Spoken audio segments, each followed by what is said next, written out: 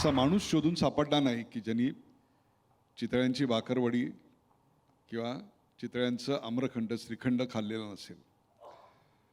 असा हा गुणवत्तेचा अग्रपूजेचा मान मिळणं कठीण आणि मिळाला तर तो टिकवणं कठीण आणि टिकवला तर तो वर्धिष्णू करणं त्याहून कठीण आणि वर्धिष्णू करता करता 4 पिढ्यांची ग्राहक परंपरा जपणं आणि त्या नात्यातला गोडवा कायम ठेवणं हे अत्यंत कर्मकठीण काम.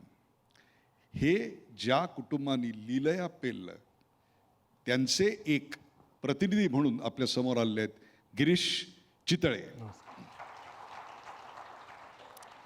जसा मराठी माणूस हळूहळू लोकलमधून रिजनल बनला, रिजनलमधून नॅशनल बनला आणि नॅशनलमधून तो इंटरनॅशनल बनला, तसेच भिलवडीचे चितळे देखील लोकलमधून रिजनल, रिजनलमधून नॅशनल आणि नॅशनलमधून 35 देशात पोहोचलेला असा एक प्रचंड मोठा उद्योग समूह बनला.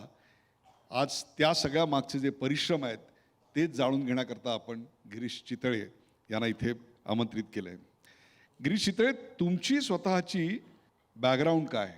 कारण जे तुम्ही केलं आहे ते निव्वळ अभूतपूर्व आहे. त्यात इंजिनिअरिंग आहे, इंजिनिअरिंग एक्सलन्स आहे, त्यात मॅनेजमेंट आहे, मॅनेजमेंट एक्सलन्स आहे, त्यात कस्टमर सॅटिस्फॅक्शन आहे. It has reach customer delight.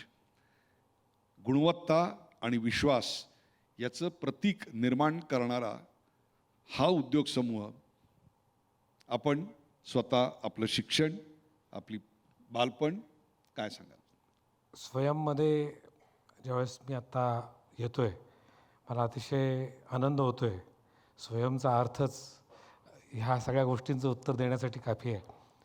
Actually जरी माझं फॉर्मल एज्युकेशन BE मेकॅनिकल असलं तरी व्यावसायिकता आणि कौटुंबिक व्यवसाय हे क्वालिफिकेशन मला वाटते जास्त योग्य आहे की या व्यवसायात मी आहे किंवा आमचे सर्व घरातील मंडळी या व्यवसायात आहेत.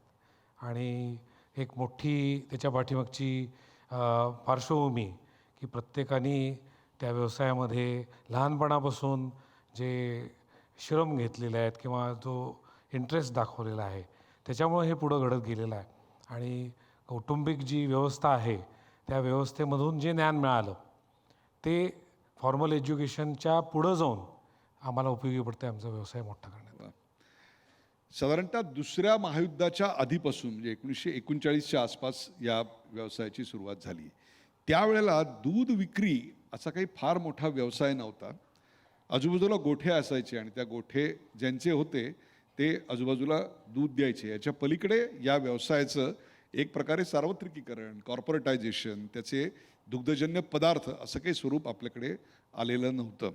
अशा काळामध्ये सुरू झालेला व्यवसाय आणि त्याचं भिलवडीला येणं, या प्रवासाबद्दल पहिले काय सांगाल? भिलवडीला कसे पोचलात? 1939 असा जो कालावधी आहे आपल्याला लक्षात येत नाही आपण संस्कृतीत किती बदल आपल्याकडे करत गेलेलो आहे. एका चांगल्या अर्थाने सुद्धा त्या काळामध्ये भारतीय समाजव्यवस्थेमध्ये दूध विकणे एका अर्थाने पाप समजलं जायचं.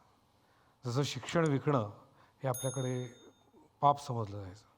पाप ह्या फार मोठा शब्द झाला, पण त्यामुळे तो व्यवसाय म्हणून त्याच्याकडं बघणं, हे त्याच्याकडं असलेलं दूध ज्याच्याकडे जास्त आहे, शेतकरी असेल किंवा प्रत्येक घरटी जनावर असतात, तो व्यवसाय म्हणून कधी करतच नव्हता. तो स्वतःचं भागवायचा, देऊन टाकायचा. काही म्हणजे त्या काळामध्ये तुम्ही आता गुगल सोपं आहे सर्च करायला, गुगलमध्ये जाऊन सर्च करा, कुठला भारतीय व्यावसायिक डेअरी उद्योगात नाही. जे डेअरी उद्योग 1939, 45, 50पर्यंत आहेत ते सगळे पाश्चिमात्य किंवा अभारतीय लोकांचे आहेत. अशा काळामध्ये एक भारतीय व्यक्ती येते आणि ती ह्याच्यातली व्यावसायिकता बघते. हे आमच्या आजोबांचं दूरदृष्टी आहे असं म्हणायला हरकत नाही की त्यांनी शेतकऱ्यांकडे जादा असलेल्या मालाचं बाजार मूल्य तयार करून शेतकऱ्यांना परत द्यायचं ठरवलं आणि ह्या व्यवसायाचं सुरुवात व्यावसायिकता म्हणून केली. ती करता असताना त्यांनी सातारा जिल्ह्यातल्या आत्ताच्या लिंबगोवा जे गाव आहे तिथं त्यांची सुरुवात होती. तिथं काही अडचणी आल्या त्यांना. तिथे पूर्वी लसीकरण नव्हतं, वॅक्सिनेशन नसल्यामुळं फूट अँड माउथ डिसीज जो आत्ता आपल्याला सगळ्यांना माहिती आहे, त्यावेळेस तो झाला आणि त्यांची जवळजवळ 25 जनावरं दगावली. आणि हा व्यवसाय आता इथं करणं आपल्याला शक्य नाही, म्हणून त्यांनी आत्ताच्या काळात जे शब्द वापरले जातात, रेकी करणं किंवा सर्वे करणं, अशा करत करत करत त्यांनी जवळजवळ 250 किलोमीटर कृष्णा नदीच्या आजूबाजूचे प्रदेश पादाक्रांत केले आणि त्यांना भिलवडीसारखा एक समृद्ध प्रदेश, त्या ठिकाणी आपण परत एकदा ह्या व्यवसायाला उभं करू असा एक विश्वास वाटला. तिथल्याही लोकांनी त्यांना साथ दिली आणि आमचा हा व्यवसाय 1943 पासून भिलवडीत सुरू झाला. भिलोडीत सुरू झालेला व्यवसाय जो होता त्याचं दूध फक्त काही भिलोडीच्या मार्केटमध्ये जात नव्हतं, तर त्याही काळात किंवा त्याच्यानंतर लगेचच ते जवळच्या पुणे किंवा इतर अशा मार्केटमध्ये जायला लागलं. दूध हा एक नाशिवंत माल आहे, कसा ट्रान्सपोर्ट केलात? कसं आहे, प्रत्येकाच्या घरात जनावर ते तिथं विकलं जात नाही म्हणतात तसं आहे. त्यामुळं ते दूध किंवा कुठलाही शेतीचा पदार्थ प्रत्यक्ष त्या गावामध्ये विकणं केवळ अशक्य आहे. त्यावेळच्या ब्रिटिश रेल्वेमध्ये हा दुग्धपदार्थाचा माल आमच्या आजोबांनी विकायला सुरुवात केली, कारण त्यांच्याकडे ते एक स्टँडर्डायझेशन झालेलं होतं, विकत घेऊन पदार्थ वापरायचं, लोणी असेल किंवा इतर गोष्टी. आणि वर्ल्ड वॉरच्या पुढच्या भागामध्ये त्याची गरज त्यांना वाढलेली होती. त्याच्यानंतर वर्ल्ड वॉर झालं, स्वातंत्र्याच्या पूर्वसंध्येच्या दिवसांमध्ये हे सरकारचं काही खरं नव्हतं, त्यांचं काही मिळणं शक्य नव्हतं, कॉन्ट्रॅक्ट मिळून धंदा वाढणं. तर आमच्या आजोबांनी मुंबईत एक भागीदार हुडकला आणि तिथं तो व्यवसाय सुरू केला त्याच्याबरोबर. तिथेही ते काही फारसं जमलं नाही. त्यांनी जरा गल्ल्यातल्या पैशात हात घालायला सुरुवात केल्यानंतर आमच्या आजोबांनी त्यांच्या मोठ्या 2 मुलांना सांगितलं की आपलं शिक्षण पूर्ण करा आणि पुण्यात आपण आपलंच मार्केटिंग सुरू करूया. आणि मग 47-48च्या शतकात त्या काळात आम्ही पुण्यामध्ये स्थायिक झालो आणि पुण्यामध्ये शिवसंतोष दुग्धालय या नावाने दूध विक्री पहिल्यांदा सुरू केली आणि अशी ती दुधाची व्यवसायाची सुरुवात आहे आणि ती आता पुढे गेलेली. दुपारी 1 ते 4 वामकुक्षी घेता येते म्हणून पुणे निवडलं? नाही, 1 ते 4 हा सगळीकडचाच विषय होता. पुण्यात फार जास्त पॉप्युलर झालेला आहे. पण सिएस्टा टाईम, तुम्हाला आश्चर्य वाटेल की अजूनही स्वीडनसारख्या देशामध्ये सिएस्टा टाईम आहे. 1 ते 4 बंद असतं. तिथे कुणी पुणेकर नाहीत किंवा पुण्याला असा टोमणा मारून कौतुकाने अर्थात असेल किंवा टोमण्यात असेल बोलणारे नाहीत, पण अदरवाईज 1 ते 4 बंद ठेवणारे तिथेही लोक आहेत. पण आमचं कारण वेगळं होतं. सकाळी 4-4:30 वाजल्यापासून दुधाची विक्री सुरू होते आणि तोच व्यवसाय करणारी तीच माणसं परत दुकान उघडणार. मग ते दुपारी नाहीतरी गिऱ्हाईक कमी येतं, तेही पुण्यातली लोकही आराम करत असतात, आम्ही आरामाची आवश्यकता असते, म्हणून ते आम्ही 1 ते 4 बंद होतं, आता नाही आहे. मी अशा करता विचारलं की ह्याच्यावरून अनेक विनोद पुण्यामध्ये प्रसिद्ध झालेले होते. 1 ते 4 दुकान बंद असतं किंवा पुण्यातले अनेक दुकानं बंद असतात, परंतु अनेक दुकानं बंद असतात त्याचा उल्लेख होत नाही. चितळ्यांचं दुकान बंद असतं याचा मात्र उल्लेख वारंवार केला जातो. बरेच याचं लोक कारण घड्याळ सुद्धा लावतात असं म्हणतात. हो. या सगळ्याचं कारण असं आहे की चितळे ही एक गुणवत्तेची कसोटी आहे.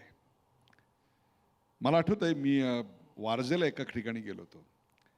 8व्या मजल्यावर लिफ्ट यायला वेळ लागणार होता म्हणून चालत खाली उतरलो.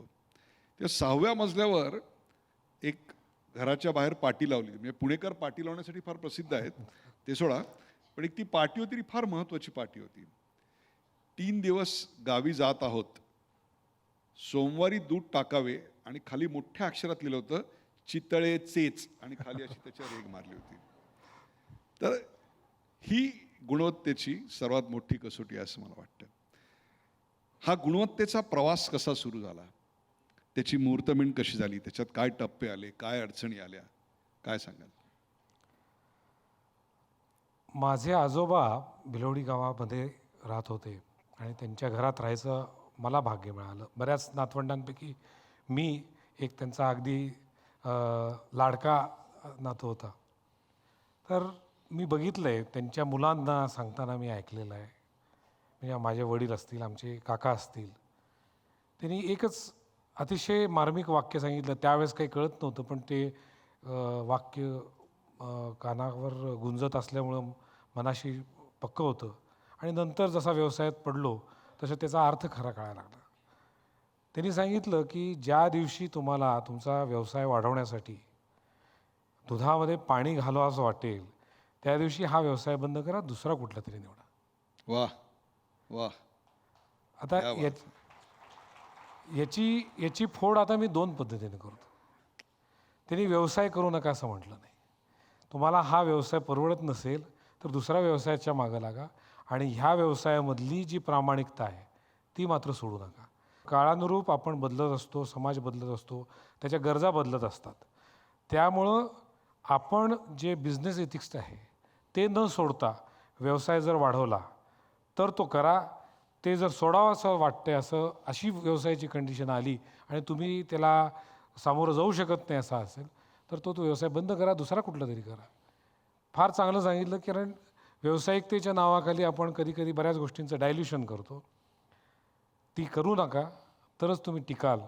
हा फार मोठा संदेश मला वाटतं आमच्या आजोबांनी तेव्हा दिला. आज त्याचं फळ असं मिळतं की 4 पिढ्यांनंतर 35 ते 40 देशात जर सर्वात विश्वासाचा ब्रँड कुठला असेल तर तो चितळे आहे. याचं कारण ज्या दिवशी दुधात पाणी घालावं असं वाटेल असा एकही चितळे पुढच्या 4 पिढ्यात जन्माला आला नाही. That's the credit. दूध आणि दुधाचं वितरण ही सर्वात जिकिरीची गोष्ट आहे. याचं कारण त्यात नाशिवंतपणा आहे आणि चितळ्यांनी कायम गुणवत्तेचा अग्रक्रम जसा दाखवला तसा त्याच्या डिस्ट्रीब्युशनमध्ये, त्याच्या पॅकेजिंगमध्ये एक प्रचंड अग्रक्रम दाखवला. त्याचा प्रवास कसा होता मला आठवतं की पहिल्यांदा चितळ्यांनी जेव्हा पिशवीतून दूध द्यायला सुरुवात केली तेव्हा काही खवचटपणे पुणेकर असं म्हणले होते, 2 पैसे कमी घ्या पण पातेल्यात द्या. आम्ही व्यवसाय सुरू केला 1939 भिलवडीसारख्या ठिकाणी. आम्ही 43-44च्या दरम्यान आलो. तुम्हाला आश्चर्य वाटेल की 1959-60 पर्यंत भिलवडी गावामध्ये इलेक्ट्रिसिटी नव्हती, वीज नव्हती आणि त्यावेळेसही आम्ही दुधाचा धंदा करत होतो. नाशवंत पदार्थाबद्दल आपण बोलतो. वाह वाह. आणि त्याच्या उलट त्या पुढच्या 15 वर्षामध्ये संपूर्ण भारतात प्रथम प्लॅस्टिक पाऊचमध्ये दूध वितरणाची व्यवस्था ज्या 2 डेअरींनी केली त्याच्यापैकी एक डेअरी आपली भिलवडीची चितळे डेअरी होती. त्यामुळं एका बाजूला धंद्याची सचोटी सांभाळणं आणि दुसऱ्या बाजूला जगातले जे काही बदल आहेत ते आपल्यापर्यंत आणून आपल्या समाजापर्यंत पोचवणे ह्याच्या कसोशीनं प्रयत्न करणं हे कायम आमच्याकडे पिढ्यानपिढ्या चालू आहे. आणि त्यामुळंच मला वाटते की कदाचित ह्या गोष्टींना आम्ही पुरून उरतोय की एखादी कॉम्पिटिशन असेल, व्यावसायिक बदल होत असतील. त्यामुळे मगाशी तुम्ही जे म्हटलात की आपल्याला नाशवंत पदार्थ आहे, काय करायचं? सुरुवातीला आम्ही त्याचे प्रॉडक्ट करून विकत होतो. बर्फसुद्धा आम्हाला पुण्याहून आणायला लागायचा.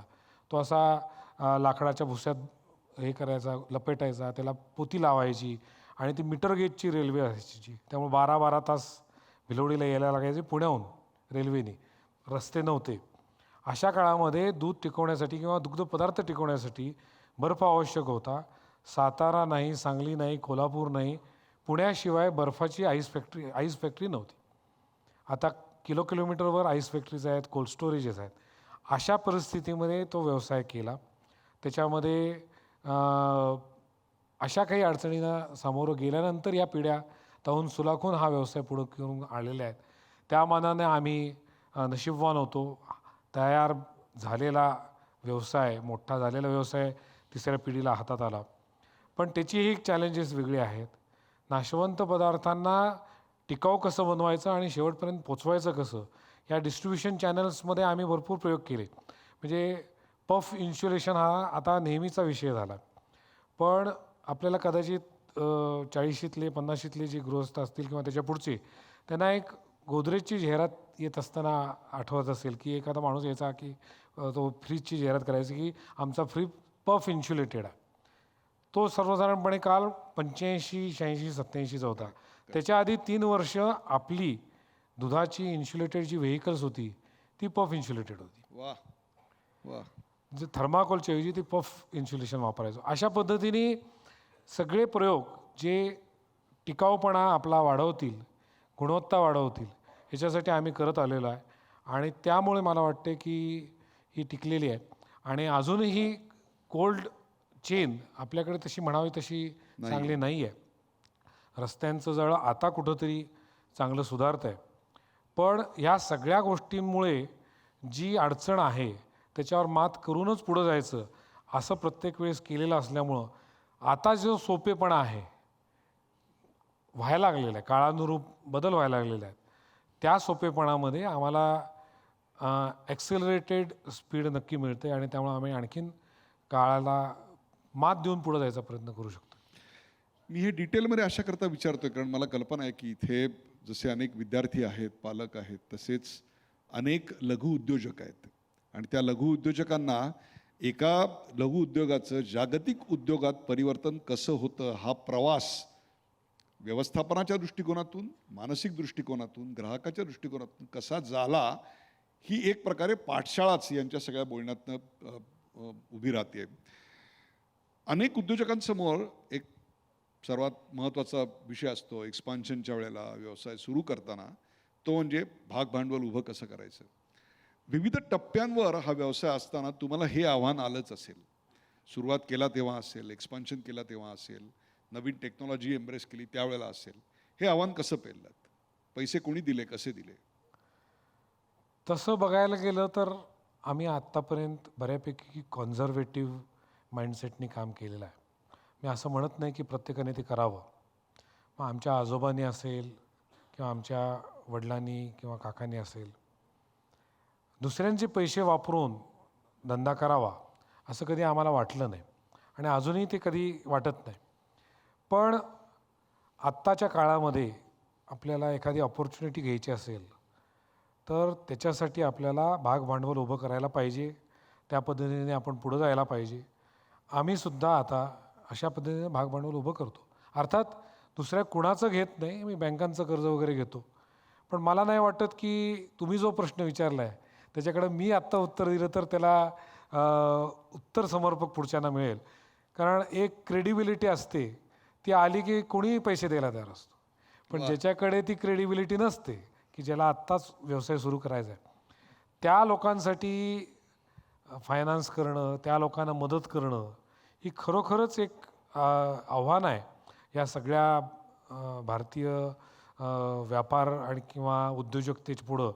की एखाद्याला वाटत असेल आणि त्यांनी काही करायचं म्हटलं तर कुठली बँक मला नाही वाटत की पैसे लगेच देईल, अगदी मुद्रा लोन असलं तरी. मी मॉन्टेरोला गेलो होतो इटलीमध्ये, फेरारीचं तिथं शोरूम आहे. तिथं त्या फेरारीने लिहिलेलं आहे की मी अशा लोकांना धन्यवाद देतो की ज्या वेळेस माझी पत नसताना तिने मला मदत केली. पत आल्यानंतर मदत करणारे भरपूर असतील, पण ज्यावेळेस मला पत नव्हती त्यावेळेस मदत केली. त्यामुळं त्यावेळेस आमच्या आजोबांना असतील, आमच्या काकांना असतील, आमच्या वडिलांना असतील, भरपूर लोकांनी हस्तेपरस्ते मदत पण केली. पण त्या लोकांचे कुठलेही जी मदत आहे ती त्यांनी कुठंही परतावा करताना फारसा काही त्यांनी हे केला नाही, इतपत त्याची सँटिटी ठेवली. त्यामुळं पुढं बँक्स असतील किंवा इतर गोष्टी असतील ते सोपं झालं. या व्यवसायात हे मात्र आहे की जर तुम्ही फायनान्शियल गणित नाही सांभाळलं, एस्पेशली दुधासारख्या व्यवसायात, कारण रोज दूध आम्ही गोळा करतो, रोज दूध आम्ही विकतो, रोज आम्ही शेतकऱ्याला पैसे द्यायचे असतात, रोज गिरायकाकडनं पैसे घ्यायचे असतात आणि त्याच्यातलं मार्जिन एवढं कमी असतं. जर दूध असं म्हटलं तर जगातली मी असं क्लेम करू शकतो की एकमेव महाराष्ट्रातली, पश्चिम महाराष्ट्रातली ही व्यवस्था आहे, हे आहे, कमोडिटी आहे की ज्याचं रॉ मटेरियलची कॉस्ट आणि फायनल प्रॉडक्टची कॉस्ट याच्यामध्ये फक्त 25% आहे. कुठलीही किंमत बघा, 25% व्हॅल्यू ॲडिशन करताना तुमची गोळा करतानाचं रेफ्रिजरेशन आहे, गोळा करतानाचा खर्च आहे, नंतर प्रोसेसिंग आहे, पॅकिंग आहे, डिस्ट्रीब्युशन आहे, त्या डिस्ट्रीब्युशनला परत कोल्ड चेन आहे. आणि एवढं सगळं करताना जनरल जे इथे इंजिनिअरिंगमध्ये आहेत, जे हॉटेलिंग किंवा रेस्टॉरंट व्यवसायामध्ये आहेत, काही लोकांना वाटतं 25% म्हणजे भरपूर आहे, पण 25%तले जवळजवळ मला म्हणजे याच्यातनं मी काही नफा सांगत नाही, पण या जवळजवळ याच्यामध्ये 22 ते 23% खर्चच होतो या सप्लाय चेनमध्ये. असा जर विचार तुम्ही केलात तर it is always hand to mouth. हे सायकल बसवायचा आम्ही प्रयत्न केला, तो टिकवून ठेवला आणि तो कॅश फ्लो मॅनेज केला, त्यामुळे हे शक्य झालं.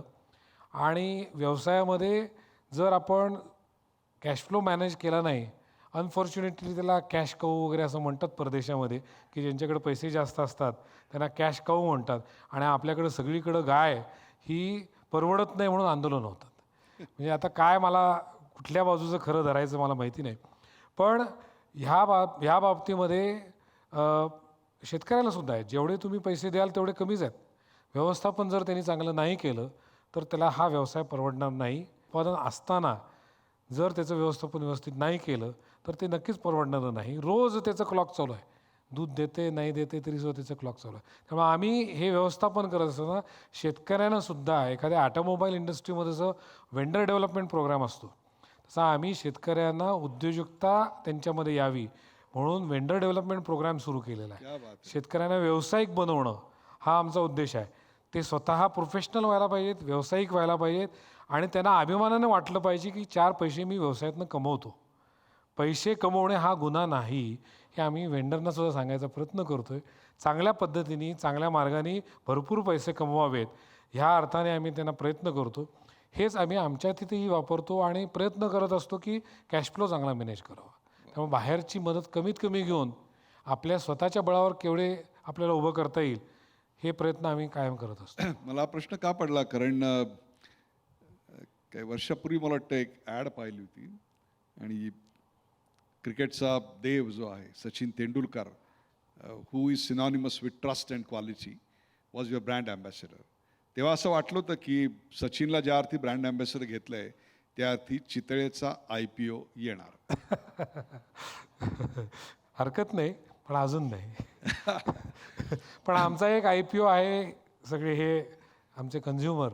वा. बरीच लोक म्हणतात की तुम्हाला कॉम्पिटिशन काय आहे. मला ज्यावेळेस उत्तर द्यायची ही संधी येते त्यावेळेस मी म्हणतो की मला कुठलाही ब्रँड, दुधाचा असू देत, मिठाईचा असू देत किंवा नमकीनचा असू देत, तो आमचा कॉम्पिटिशन नाही. लोक म्हणतात हा उद्धटपणा आहे का. मी त्यांना सांगतो की हा माझा उद्धटपणा नाही. माझा जो ग्राहक आहे, माझे प्रॉडक्ट जो घेतो, माझ्यावर विश्वास ठेवून माझ्यावर म्हणजे चितळे या नावावर, चितळे या प्रॉडक्टवर, त्याची ॲस्पिरेशन, त्याची परसिव्ह जे करतो की हे प्रॉडक्ट असं असायला पाहिजे, त्याच्या ज्या अपेक्षा आहेत, माझ्या ग्राहकाच्या अपेक्षा माझ्या पदार्थाबद्दलच्या, याच्यापेक्षा मोठी कॉम्पिटिशन असू शकत नाही. क्या बात आहे. एखादा ब्रँड असेल तो त्याचा बाजारामधला वाटा घेऊन जाईल, पण एखादा ग्राहक असेल की जो म्हणतो की मी चितळ्यांचंच दूध घेईन, त्याला जर मी त्याच्या अपेक्षा पूर्ण करू शकलो नाही तर त्याच्याविरुद्ध कॉम्पिटिशन मग मला दुसरं क्रिएट होणार नाही. ह्या अर्थाने आम्ही ते बघत असतो. त्यामुळं मग हे इतक्या हा सगळ्या मोठा IPO आहे आमचा. दुधाचे साधारणतः दुधापासून निर्माण झालेले 200 प्रोडक्ट आहेत तुमच्याकडे आता. हो, यात हे त्याच्या सगळे फ्लेवर्स, पॅकेजिंग साईज, SKU असं म्हणतात, त्याप्रमाणे ते 200 जवळजवळ. आता ग्राहकांच्या 4 पिढ्या तुम्ही पाहिल्यात.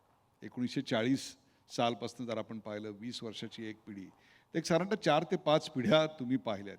ग्राहकाची मानसिकता कशी बदलली आहे? मी असं म्हणेन की ग्राहकाची मानसिकता बदलली असं नाही आहे. समाज व्यवस्थेमध्ये आपल्याला असलेल्या गरजा बदललेल्या आहेत आणि मग आपल्या ज्या लाईफस्टाईल आहेत, आपण शक्य झालं आपल्याला बदलणं, ह्याच्यामुळं ज्या आपोआपच मागण्या आहेत त्या बदललेल्या आहेत. मला वाटत नाही की एक 20 वर्षापूर्वीपर्यंत कुणी दही विकत घ्या म्हणून सांगितलं असतं तर कोणी घेतलं असतं. पण आता मला असं वाटत नाही की आत्ता जमलेल्यांपैकी किती लोक स्वतः घरात विरजण लावतात. म्हणजे लावणं वाईट नाही, मी असं म्हणत नाही, दूध चितळ्यांचंच घेते त्यामुळे मला प्रॉब्लेम नाही. पण दुधाचं दही करणं, त्याचं विरजण लावणं ही आता कला बनलेली आहे. अर्थात ती कलाच आहे, मी ती गृहिण्यांपासून बाजूला घेत नाही. पण ती कला आम्ही आत्मसात चांगली केली असेल तर मला वाटतं की बऱ्याच गृहिणीसुद्धा म्हणत असतील की आमच्यापेक्षा चांगलं झालं आहे, मला माहिती नाही. हां, पण तो जो दह्याचा जो दर्जा आहे ना, त्याची त्याची एक कन्सिस्टन्सी आहे अनेक प्रॉडक्टमधली. आम्रखंड असेल, श्रीखंड असेल, ही कन्सिस्टन्सी वर्षानुवर्ष तशीच ठेवायची. म्हणजे तुम्ही वेगळं नाही केलं, पण जे केलं ते अधिकाधिक उत्तम करायचा प्रयत्न केलात. What will you say about this philosophy? प्रत्येक वेळेस गोष्ट वेगळी करण्याने काही होतं असं नाही. चांगला फिलॉसॉफर म्हणून गेला की वाह don't do different things, do it differently. वाह. आणि या दोन्ही गोष्टी एकत्र आपल्याला सांगता येतील की आम्ही पूर्वी चक्का विकत होतो. मग चक्क्याच्या बरोबर आम्ही आमरसाचे पुडे द्यायचे, केशर द्यायचं. मग आता लोकांना तो लक्षात आलं की बाबा चक्का साखर मिक्स करा, ते घोटून तयार करा, मग ते ह्याच्यामधनं वस्त्रगाळ. पुरण यंत्रामध्ये किंवा वस्त्रगाळ. ह्याच्यामध्ये बारीक करा. हे काय जमत नाही. मग ते श्रीखंड का तयार करून देत नाही?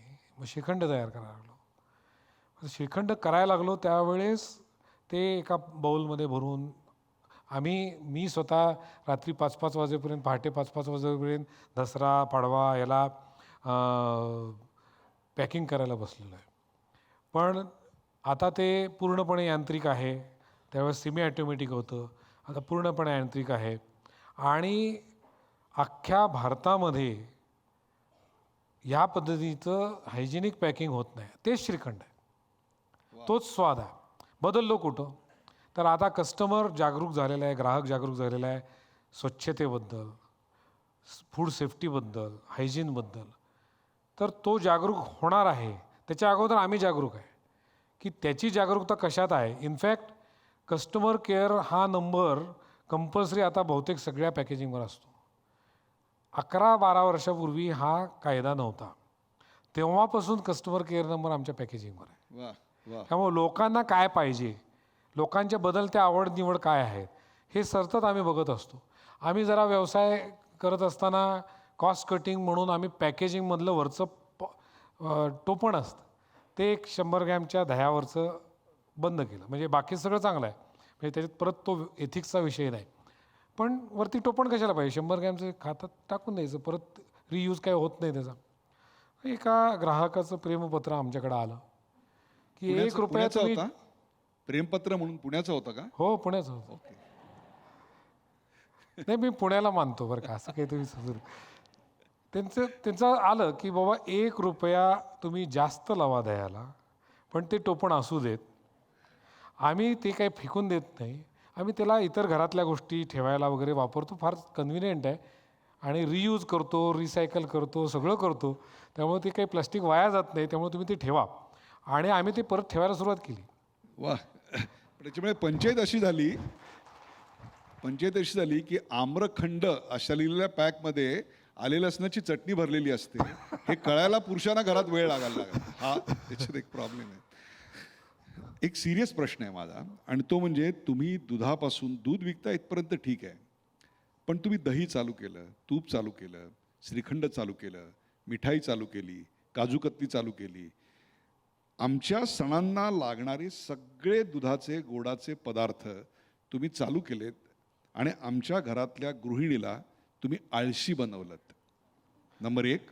आणि नंबर 2, ज्या अत्यंत व्यस्त आहेत, विशेषतः IT उद्योग आल्यानंतर महिलांची उद्योगामधली, व्यवसायामधली, नोकरीमधली सहभाग खूप वाढला. जसा तो दुसऱ्या महायुद्धानंतर आपल्याकडे वाढलेला होता. 60च्या आसपास प्रत्येक घरातली स्त्री कमवती व्हायला लागली. आता तर ते चाललंय. त्या स्त्रीला नवऱ्यापेक्षा जास्त आधार चितळेचा असतो. काय सांगा? पहिल्या प्रश्नात दुसऱ्या प्रश्नाने उत्तर दिलेलं आहे. त्यामुळे मी आळशी बनवलं याला आय ऑब्जेक्ट. त्यांना आम्ही मदत करतो आणि चांगलं चांगलं खायला आवडत असतं, सगळ्यांनाच आवडतं.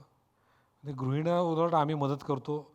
त्यांना थोडीफार अशी मदत होते, ते जरा हात मोकळे होतात, आणखीन 4 चांगल्या गोष्टी करतात.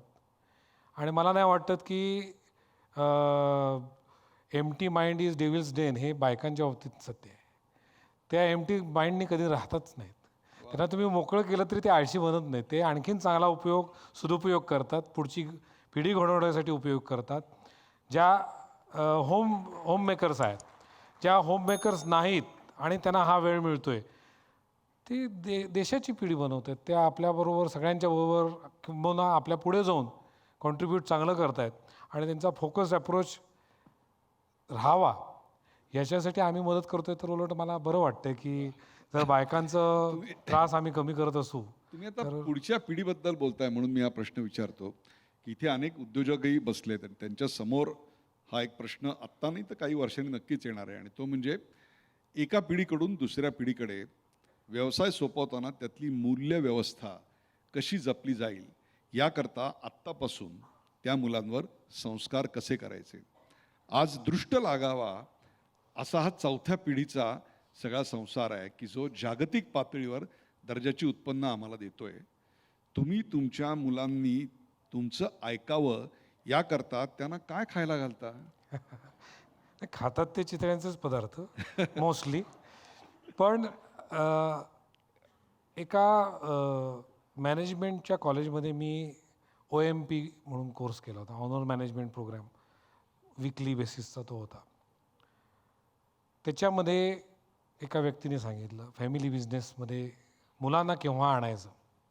आणि मला लक्षात आलं त्यांनी सांगितलेलं वाक्य आणि आपल्याकडे मौंजी बंधनाचं वय.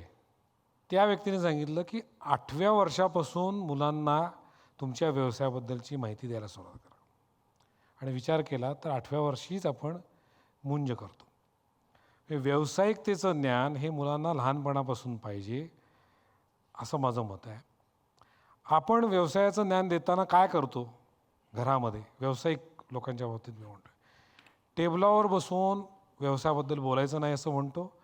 पण त्याच टेबलावर बसून, जेवणाच्या टेबलावर, त्याच टेबलावर बसून आज दिवसभरात मला काय त्या व्यवसायात प्रॉब्लेम आले ह्याच्याशिवाय आपण दुसरं काहीही सांगत नाही. त्या व्यवसायामुळंच आज मला घर आहे, त्या व्यवसायामुळंच आज मला गाडी आहे, त्या व्यवसायामुळंच मी हे काही जे लक्झरी लाईफ जगतोय ते आहे. त्याच्यातले पॉझिटिव्ह किती गोष्टी आपण घरात डिस्कस करतो. मी काय कमवलं, मी कुणाच्याबरोबर आज डील करून आलो, मी कसं ते चांगलं केलं, त्याच्यामध्ये मला प्रॉब्लेम काय आले, मी त्याच्यावर सोल्युशन काय काढलं, ह्या डिस्कशन घरामध्ये होत नाहीत. घरामध्ये फक्त मला कसा त्रास झाला याबद्दल डिस्कशन होतं. ज्या दिवशी घरामध्ये ते डिस्कशन चांगल्या गोष्टींचं पण होईल, मुलांना शिकवावं लागणार नाही तुम्ही व्यवसायात या. वाह वाह. मुलं म्हणतील बाबा तुम्ही आता थांबा, आता अर्ली रिटायरमेंट घ्या, 45 झाले का तुम्ही आयुष्य जगा, मी तुमच्यापेक्षा 10 पट धंदा तुमचा वाढवून तुमच्यासाठी काम करतो. हे मला वाटतं की हे करायला पाहिजे. आमच्या बाबतीत फॉर्च्युनेटली आज चौथी पिढी काम करत असताना लकीली ते आम्ही करू शकलो आहे असं म्हणतो आहे. आम्ही मुद्दामून केलं असं म्हणत नाही. पण जर पाठीमागचा विचार केला तर असा आहे. दुसरं एक योगायोग असा आहे आत्तापर्यंत झालेला की मागची पिढी ही पुढच्या पिढीपेक्षा जास्त पुढं आहे.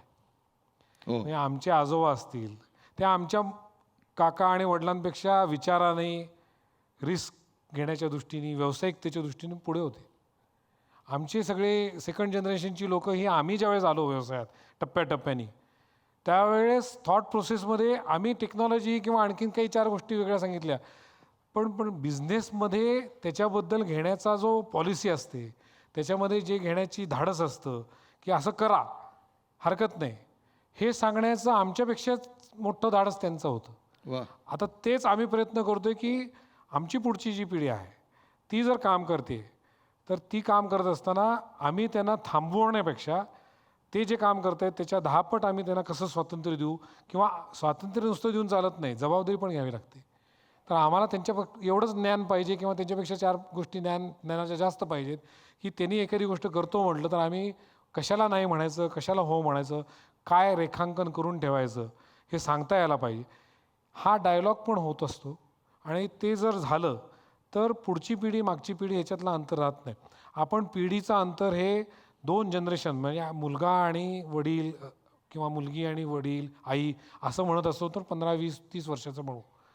पण आता जनरेशन गॅप, वैचारिक जनरेशन गॅप ही मला नाही वाटत 5 वर्षापेक्षा कमी जास्त आहे.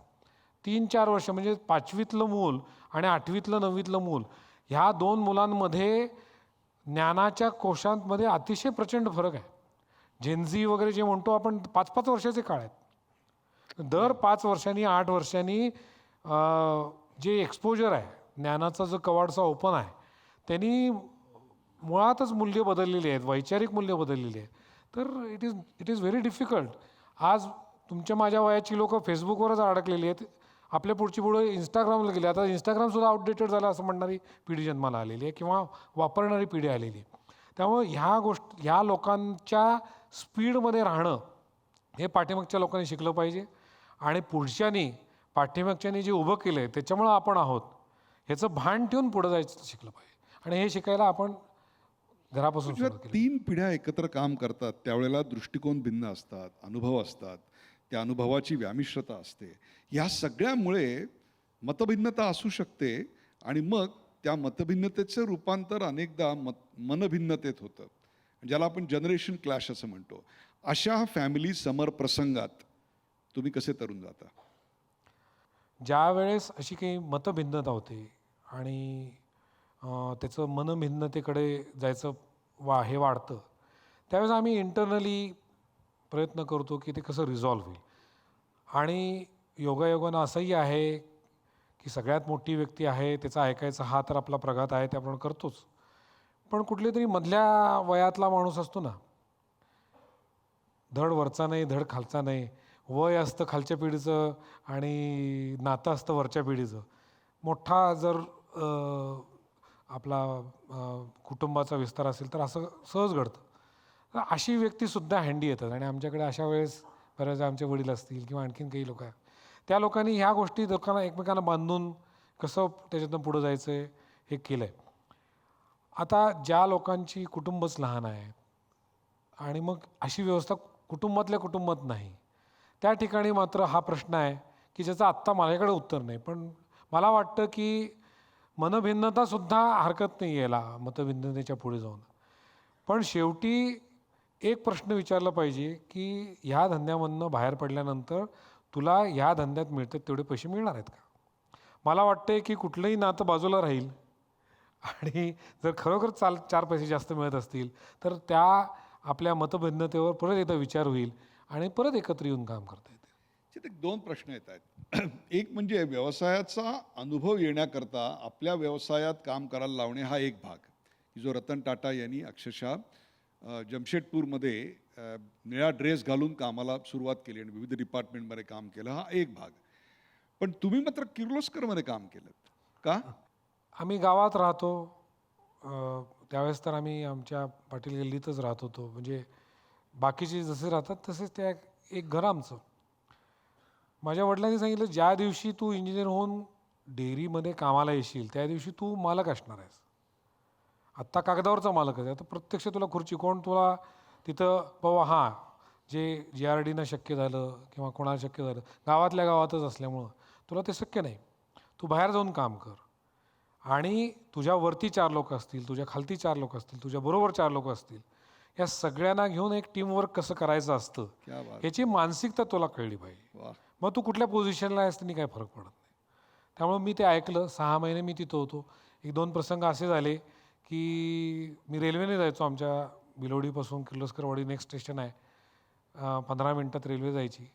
एक दिवशी माझी रेल्वे चुकली आणि मी गाडीनं गेलो, 1 तासभर लेट गेलो. तर मला तिथल्या मॅनेजरने सांगितलं की तुझी आता हाफ ड्युटी लागेल, बाहेर बस. जेवणानंतर ये, तिथं कामाला ये, त्या डिपार्टमेंटला जॉईन हो. मग मी विचारलं का बाबा असं काय? तुला माहिती नाही म्हणले, तू 1 महिना होऊन गेला, आज रेल्वे लेट येणार आहे हे तुला माहिती नाही. कारण रेल्वे त्यावेळेस संपूर्ण मार्गावर महिन्याचा 5 तारीख किंवा एक त्यांचा वार ठरलेला होता, पहिला मंगळवार, सोमवार. तर त्यावेळेस सगळ्यांचे पगार ते कॅशनी दिले जायचे आणि त्या दिवशीची रेल्वे कायम लेट असायची. तुला म्हणले महिन्याभरात हे कळलं नाही तर तुझं कम्युनिकेशन काय? क्या बात है. त्यामुळं असे गोष्टी जर शिकायच्या असतील तर तुम्हाला तुमची पोझिशन आहे ती सोडून जाऊन लोकांच्यात मिसळलं पाहिजे. मग ती खालती आहे का वरती आहे त्यांनी फरक पडत नाही. आमच्या 4थ्या जनरेशनमधली बरीच मुलं ही बाहेर परदेशात सुद्धा शिकली आहेत, अंडर ग्रॅज्युएट शिकली आहेत, पण ती नोकरी तिकडंसुद्धा करून आली आहे, इकडंसुद्धा केलेली आहे. 2-2, 3-3, 4-4 वर्ष नोकऱ्या करून मग परत या व्यवसायात आलेली आहेत. त्यामुळं ती आत्ताच्या भाषेत किंवा एक म्हण म्हणून म्हणू की जमिनीवर पाय असलेली मुलं आहेत. त्यांना व्यावसायिकता पण कळते, व्यावसायिकतेमध्ये असलेल्या अडचणी कळतात, लिमिटेशनही कळतात. आणि आम्हालाही त्यामुळं त्यांच्याशी बोलताना किंवा काही सांगताना असं वाटत नाही की उर्मटपणे बोललं जाते का किंवा चुकीचं काही सांगितलं जाते का. पटकन रिॲक्ट होतात. लहान वयात एक 25, 30, 35 वयापर्यंत किती अनुभव चांगला असला तरी तो एक रिॲक्टिव्ह नेचर असतं प्रत्येकाचं. तर त्या रिॲक्शनमध्ये बोलल्यानंतर आम्हाला लक्षात येतं की बाबा तो जरी बोलत असला तरी त्याच्या पाठीमागचं त्याची भूमिका बरोबर आहे. पण आम्हाला आताच म्हणता येत नाही काळे पांढरे झालेले आहेत आमचे ह्याच्यात बसून. तोही 4 वर्ष काम करून आलेला असतो. तर व्यावसायिकतेमध्ये हे महत्त्वाचं आहे की तुम्ही ज्यावेळेस आत येता त्यावेळेस अनुभव घेऊन यावं आणि मग आपल्याला मला वाटते की ते सोयीचं होतं. ॲक्सेप्टेबिलिटी वाढते.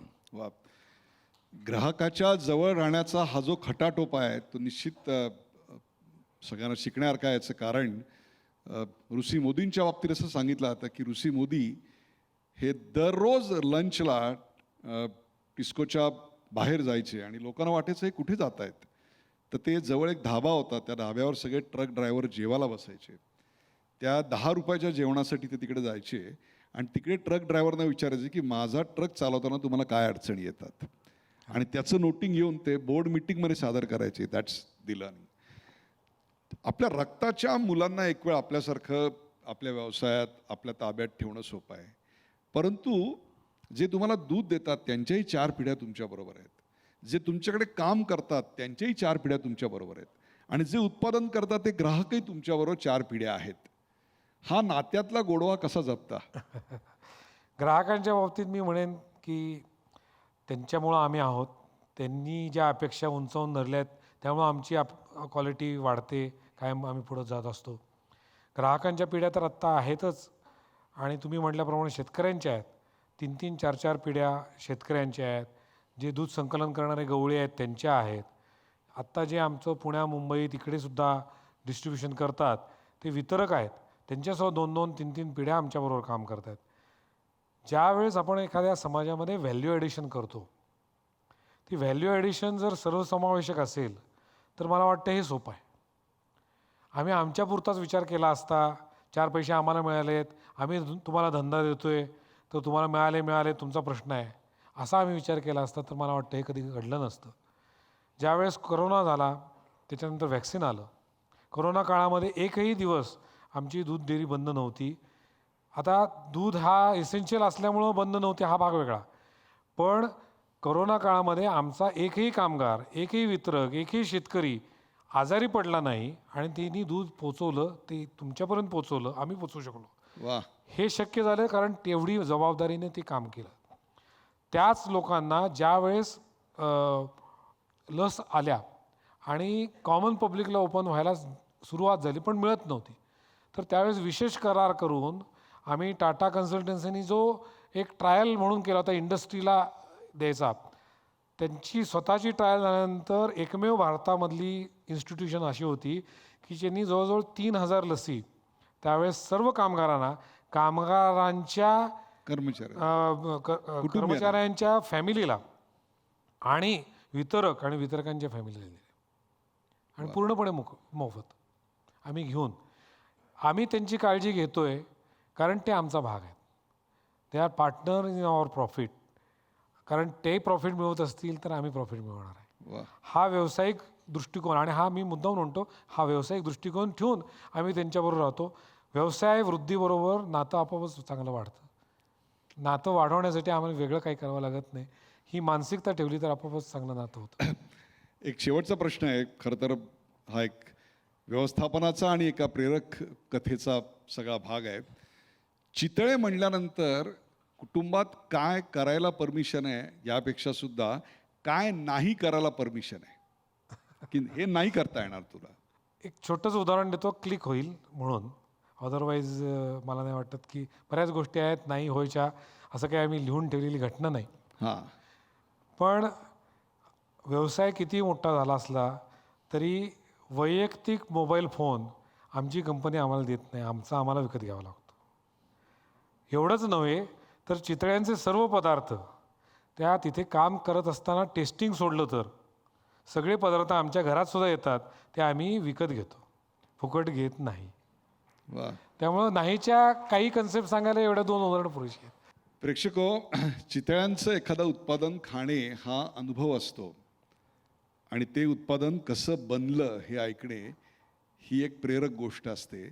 ती कहाणी जेवढी शक्य झाली तेवढ्या 40-50 मिनिटात मी आपल्यासमोर उलगडली. अन्यथा चितळे ही एक दंतकथा वाटायची, ती आज आम्हाला प्रेरक कथा वाटायला लागलेली आहे. एखाद्या कमवत्या स्त्रीला विचारा तिला चितळ्यांचा किती आधार वाटतो, मग तुम्हाला कळेल की या कुटुंबानं काय इतिहास घडवला. भिलवडीचं एक छोटंसं कुटुंब आणि त्या कुटुंबाने आज जगभरात हा मानाचा, अग्रपूजेचा, गुणवत्तेचा आपल्याला सगळा सोहळा मिळवून दिला. मी नेहमी म्हणतो की जसा भारत ग्लोबल होतोय तसं भारतीय असणं देखील ग्लोबल होतंय. आमचा योगासनं, आमचा आयुर्वेद हा भारताचं एक प्रकारची सॉफ्ट पॉवर आहे. जशी आपण एक इकॉनॉमिक $5 ट्रिलियन इकॉनॉमी बनतोय, त्याहीपेक्षा सुद्धा ही सॉफ्ट पॉवर आम्हाला अतिशय ताकदवान बनवते. मग ते योगासनं असतील, आयुर्वेद असतील, तशीच ती भारतीय फूड प्रॉडक्ट्स आहेत. आणि त्या फूड प्रॉडक्ट्सच्या चेनमधलं अग्रगण्य नाव कुठलं असेल तर ते चितळे हे आहे. This is the soft power of India. हा परदेशातून वाढदिवसाच्या वेळी साजरा करायचा कापायचा केक आमच्या घराचा आता अविभाज्य भाग बनला. मग असं का होत नाही की परदेशातला एखादा माणूस त्याच्या मुलीच्या किंवा आईच्या वाढदिवसाला चितळ्यांचं श्रीखंड घरी आणणार नाही? Wien that becomes it will be a real global super soft power of India. त्या प्रवासात जसा लोकलपासून ग्लोबल भारताचा प्रवास झाला तसाच तो चितळ्यांचा हो आणि त्यापासून इथे बसलेल्या अनेक उद्योजकांना प्रेरणा मिळो की गुणवत्ता कशी टिकवायची असते, मूल्य कशी जपायची असतात, ग्राहकाशी संपर्क कसा ठेवायचा असतो, याचा एक आदर्श निर्माण करणारं तुमच्या आमच्या पोटातलं अन्न आज जिभेवर आलं.